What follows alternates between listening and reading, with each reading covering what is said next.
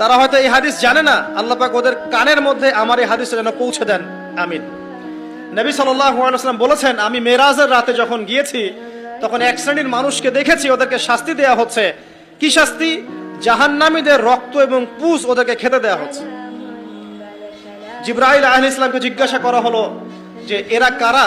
তিনি বললেন, এরা আপনার উম্মতের সেই সব ব্যক্তি যারা মাদকদ্রব্য সেবন করত।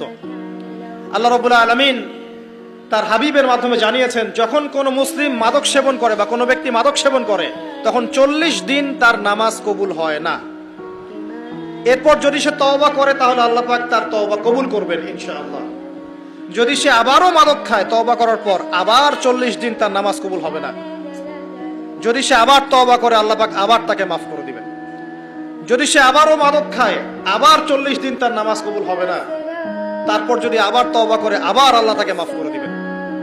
এরপরেও যদি সে আবার মাদক দ্রব্য সেবন করে, নবী সাল্লাল্লাহু আলাইহি ওয়াসাল্লাম বলছেন তাকে আল্লাহ রাব্বুল আলামিন পরকালে মৃত্যুর পরে তিনাতুল খাবাল পান করাবেন। তিনাতুল খাবাল। জিজ্ঞাসা করা হল, ইয়া রাসূলুল্লাহ, তিনাতুল খাবাল কি জিনিস?